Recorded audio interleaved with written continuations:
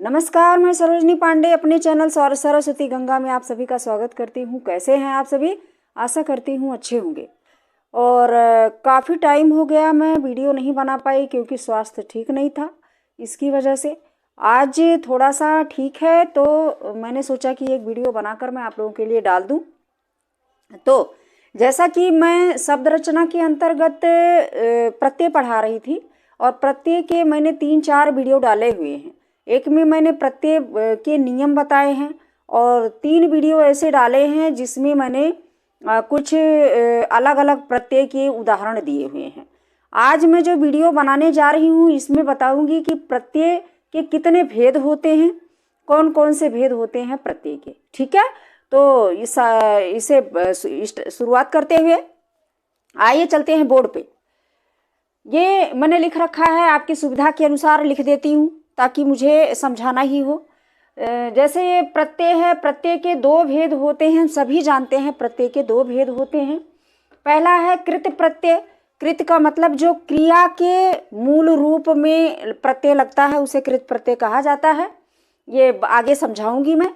दूसरा है तद्धित प्रत्यय। तद्धित का मतलब होता है तत् धन हित धन अंत, यानी कि जो संज्ञा या सर्वनाम या विशेषण के पीछे यानी कि साथ यानी अंत में उसके लगते हैं और उसमें उसके रूप में परिवर्तन कर देते हैं, वो होते हैं तद्धित प्रत्यय। किस में लगते हैं? संज्ञा में लगते हैं या सर्वनाम में लगते हैं या विशेषण में लगते हैं। चलिए आइए देखते हैं।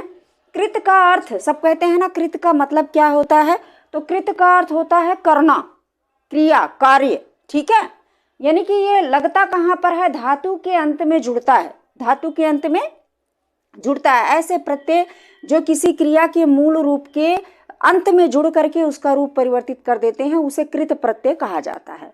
ठीक है, कृत का अर्थ होता है करना, कृत प्लस अंत बराबर कृदंत। और जब उसमें वो जुड़ जाते हैं, क्रिया के मूल रूप में वो जुड़ जाते हैं, उसके बाद जो उसका परिवर्तित रूप होता है क्रिया का, वो कृदंत कहलाता है।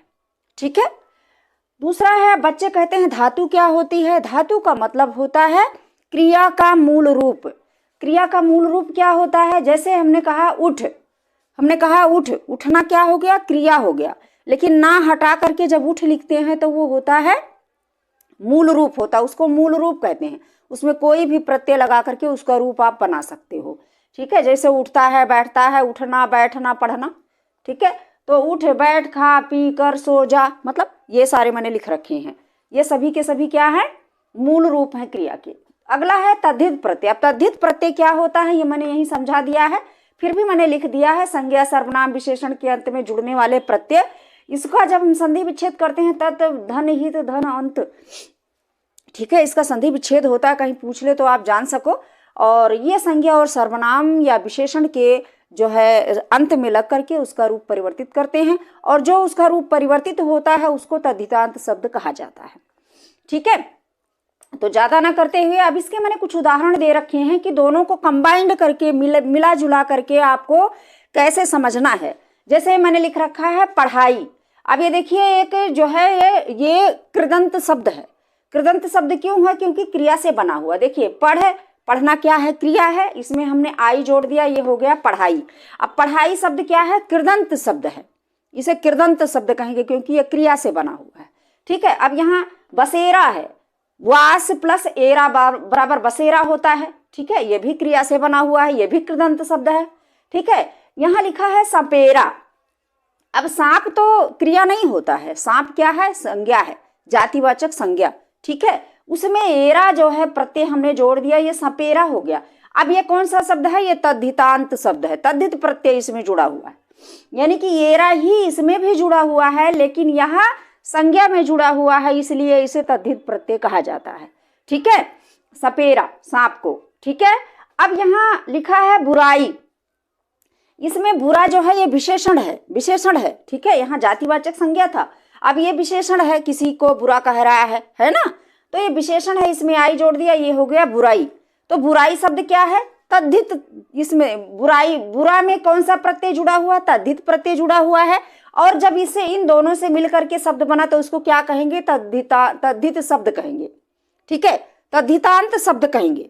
ठीक है, जब उसमें प्रत्यय जुड़ जाएगा तब उसे तद्धितांत शब्द कहेंगे। और ये प्रत्यय क्या होगा? तद्धित प्रत्यय होगा, क्योंकि यह विशेषण में जुड़ा हुआ है। ठीक है, प्रत्यय कोई भी हो सकता है, लेकिन उसे वो जुड़ किस में रहा है? जिसमें वो जुड़ेगा, संज्ञा सर्वनाम विशेषण में जुड़ेगा तो तद्धित प्रत्यय कहा जाएगा, क्रियार्थक शब्दों में जुड़ेगा तो वो कृत प्रत्यय कहा जाएगा। ठीक है, ये इसलिए मैंने इसको कंबाइंड, यहाँ लिखा है ऊंचाई। अब ऊंचा क्या है? किसी चीज की विशेषता है, चाहे आदमी की ऊंचाई हो, चाहे घर की ऊंचाई हो, कोई भी पेड़ की ऊंचाई हो ना, तो ऊंचा जो है ये विशेषण है और इसमें आई प्रत्यय जुड़ा हुआ है, तो ये ई प्रत्यय जुड़ा हुआ है। ठीक है, ऊंचा में ई प्रत्यय जुड़ा हुआ है, तो ई प्रत्यय क्या है? तद्धित प्रत्यय है, क्योंकि यह विशेषण में जुड़ा हुआ है। ठीक है, ऊंचाई शब्द, अब ये तद्धितांत शब्द हो गया। ठीक है, उसके बाद है सौंदर्य। सौंदर्य भी विशेषण है ना, लेकिन इसमें या प्रत्यय हम जोड़ेंगे तो ये सौंदर्य हो जाएगा। सौंदर्य, अब इसमें या प्रत्यय हमने जोड़ा है, यह आगे मैं बताऊंगी, अभी बहुत सारे वो हैं, मैं बताऊंगी, इसका नियम बताऊंगी कैसे बना हुआ है, आगे बताऊंगी। ठीक है, बस इतना यहाँ जान लीजिए कि कृत प्रत्यय और तद्धित में अंतर क्या है। यदि क्रिया के शब्द में कोई प्रत्यय जुड़ा हुआ है तब वह प्रत्यय कृत प्रत्यय कहलाएगा, और यदि कोई संज्ञा सर्वनाम या विशेषण में कोई प्रत्यय जुड़ा हुआ है तब वह प्रत्यय तद्धित प्रत्यय कहलाएगा। यदि कृत प्रत्यय से जुड़ा बना हुआ शब्द है तो वो कृदंत कहलाएगा, कृदंत शब्द कहलाएगा। और यदि संज्ञा सर्वनाम यानी तद्धित प्रत्यय से बना हुआ कोई शब्द है, संज्ञा सर्वनाम में जुड़ा हुआ कोई प्रत्यय है और फिर उसका रूप परिवर्तित होता है तो उसे तद्धितांत शब्द कहते हैं। कृत प्रत्यय के 5 भेद हैं। कृत प्रत्यय के पहला है इसमें कर्तृवाचक कृत प्रत्यय। कर्तृवाचक कृत प्रत्यय वो होता है जो क्रिया से बनता है प्रत्यय लगा करके, लेकिन वह कर्ता का बोध कराता है, काम करने वाले का बोध कराता है। ठीक है, दूसरा है कर्मवाचक कृत प्रत्यय। इसमें कर्ता के द्वारा जो क्रिया की जाती है उसका बोध कराता है, यानी कर्म का बोध कराता है। ठीक है, तीसरा है करणवाचक कृत प्रत्यय। करणवाचक का मतलब होता है कि कर्ता के द्वारा जो कार्य किया जा रहा है वो किस साधन से किया जा रहा है, उस साधन का बोध कराता है, पर वह क्रिया से और प्रत्यय से मिलकर के बनता है। ठीक है, चौथा है भाववाचक कृत प्रत्यय। इसमें क्रिया से प्रत्यय लगा करके ही बनता है, लेकिन उसमें किसी का भाव प्रकट होता है। जैसे पढ़ प्लस आई बराबर पढ़ाई, पढ़ना क्रिया हो गया, आई जो है वो प्रत्यय हो गया, तो पढ़ाई जो है ये भाववाचक कृत प्रत्यय से बना। ठीक है, कृदंत शब्द होता है पढ़ाई। पांचवा है क्रियाबोधक कृत प्रत्यय, यानी कि ऐसा जो है शब्द होता है जो क्रिया का धातु में जुड़ता है, और जो जुड़ता है वो भी धातु ही होता है। ठीक है, यानी कि पहला शब्द भी क्रिया होता है और जो प्रत्यय होता है वो भी जो है क्रिया ही होता है, यानी कि दोनों क्रिया होते हैं और दोनों मिल करके एक दूसरा रूप बना लेते हैं, तो उसको क्रियाबोधक कृत प्रत्यय कहा जाता है। उसमें जो भी प्रत्यय जुड़ता है, होते तो दोनों हैं, मूल रूप में क्रिया, प्रत्यय में भी क्रिया, पर दोनों जब मिलते हैं तब वह एक तद्धित प्रत्यय का निर्माण, कृत प्रत्यय का निर्माण करते हैं।